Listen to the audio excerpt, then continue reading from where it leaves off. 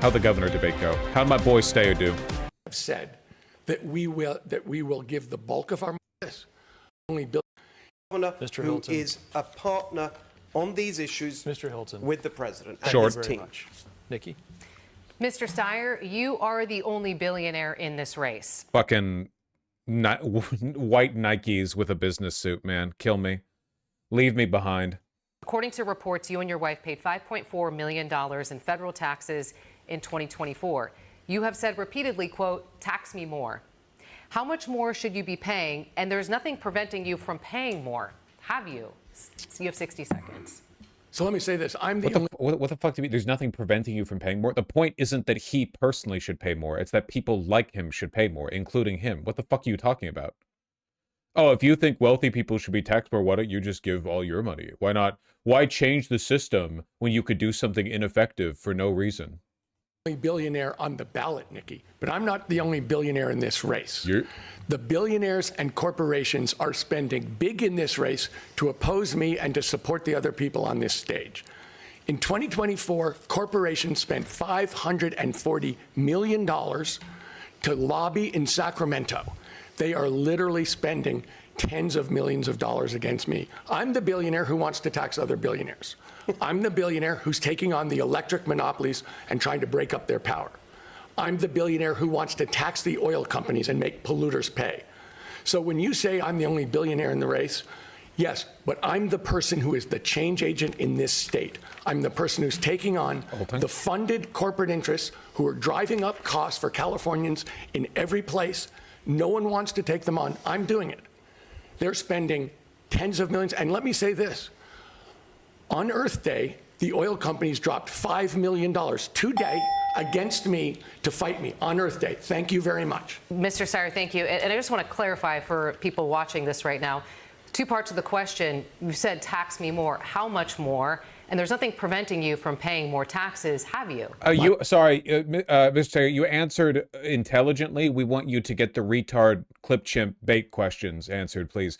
We understand you substantively answered the question. What we're looking for is something, you know, a little bit more like low IQ. My wife and I have said that we will give the bulk of our money away while we're alive and in the process of doing that. But me paying more taxes is not the answer. I've said I believe You can people say should. that again, Tom.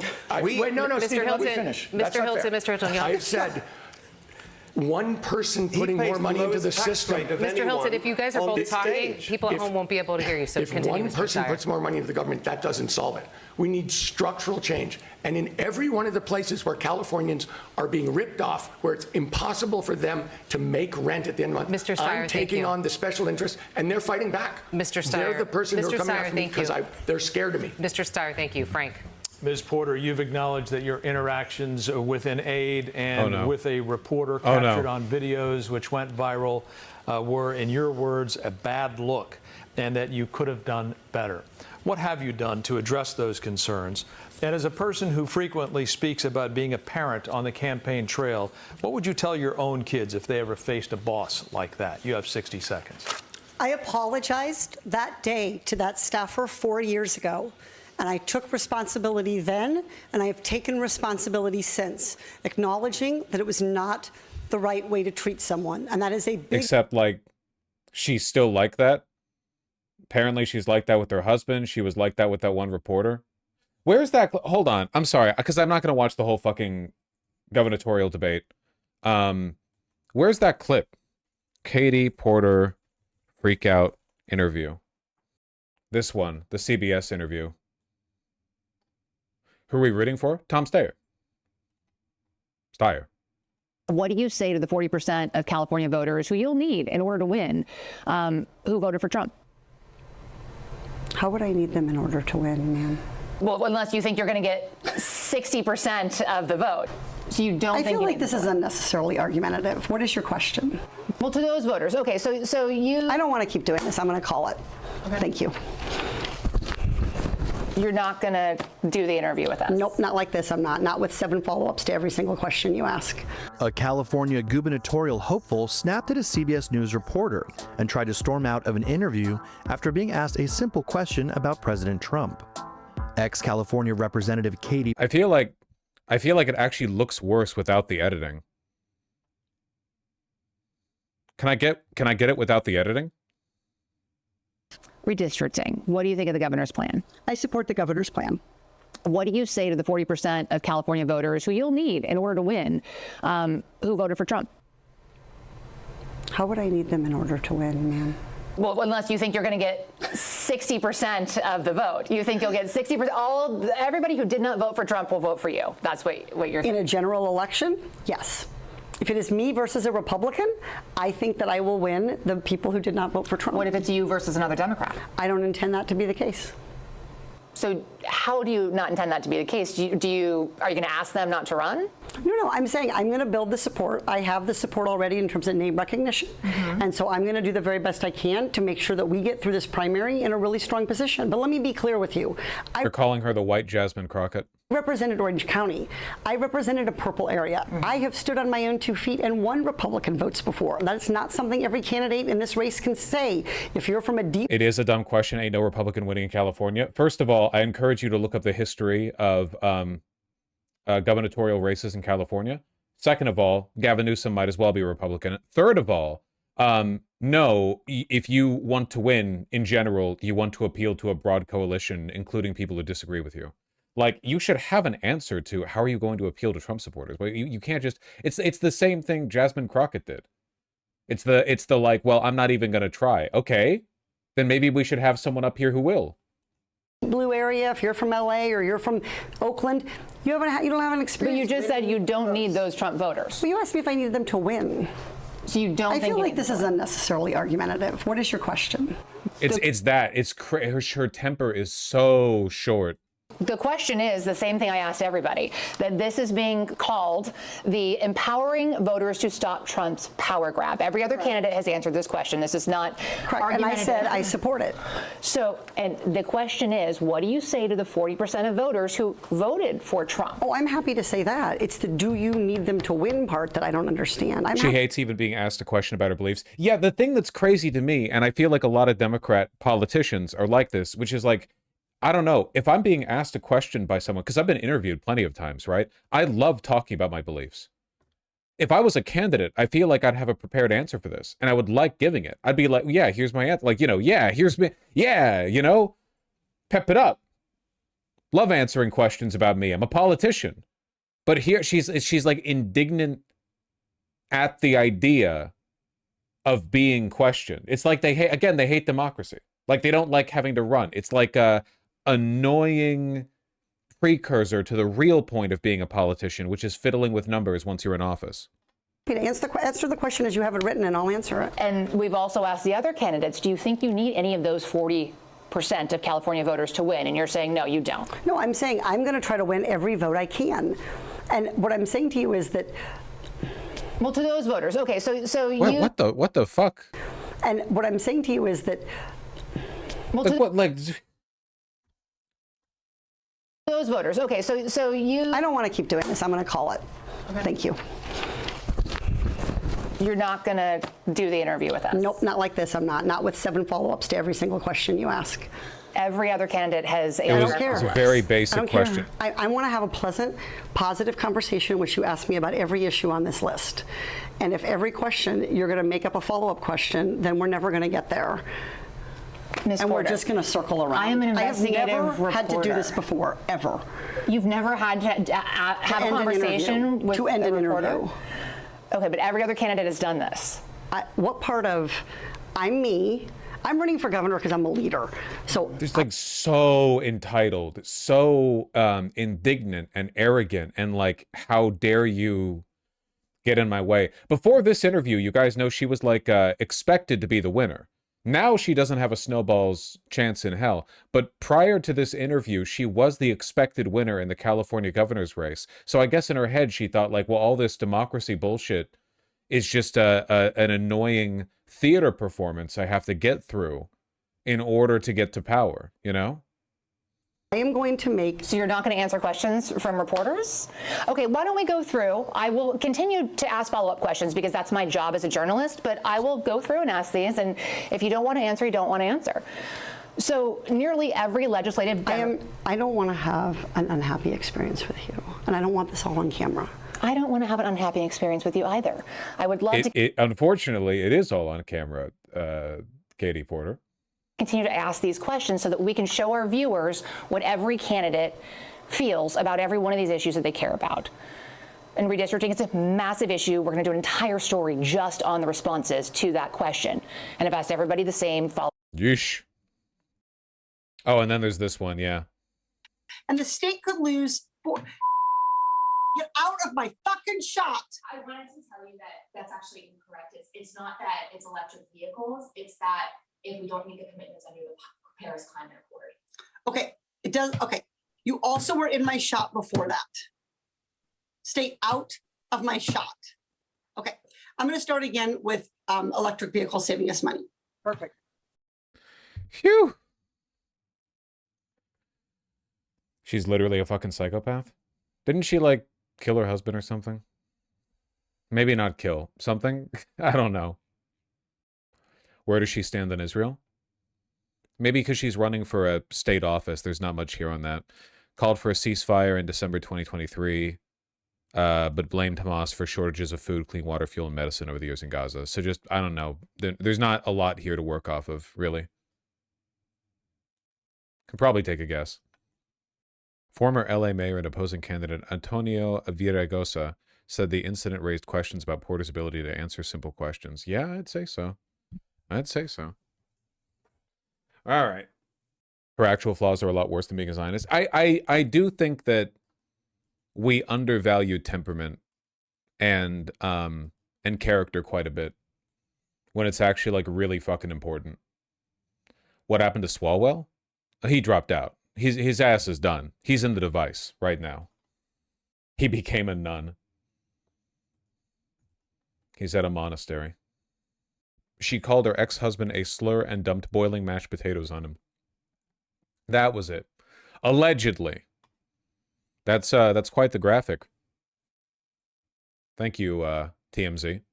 Katie Porter allegedly called ex-husband fucking idiot, dumped hot mashed potatoes on him. Why waste good mashed potatoes, man? Both filed domestic violence restraining orders against each other after their divorce in 2013. Sheesh. On another occasion, Hoffman claims Porter went berserk over the way he was preparing mashed potatoes, and she snapped, "Can't you read the fucking instructions?" Hoffman said Porter then raised a ceramic bowl of steaming hot potatoes and dumped it on my head, burning my scalp. According to Hoffman, Porter also tossed toys, books, and other objects and refused to allow him to have a cell phone because she said he was too fucking dumb to operate it. Damn, real girl boss over here. Well, it's all allegedly, but it does track with how she behaves in public, so... She's that one image of Shinji throwing the bottle at Asuka. I love that image. I love it where they're both throwing the bottle at each other. I think that's goals. Fascist girl boss? Man, I don't want to, like, MRA post too much, but I do think it's worth pointing out that these are very serious allegations of domestic abuse. Do you think that she still would have been able to be a front-running candidate for governor if she was a man and this had been filed against her?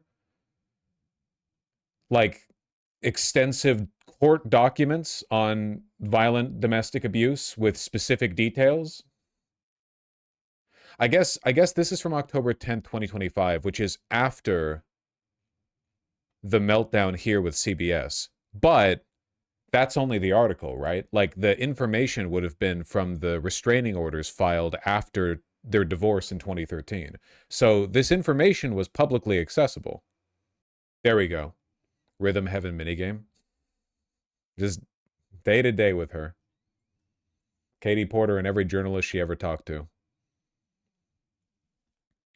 People don't take abuse committed by women seriously because they don't believe women are capable of meaningful violence. Yeah, and it's, like, fucked up because she's, like, kind of scary. Like, I mean, obviously she's a blobby old woman, so you can take from that what you will, but the way that her staffer is behind her and she just screams, like, with no lead up, you know, it's pretty bad. It's pretty goddamn bad, you know?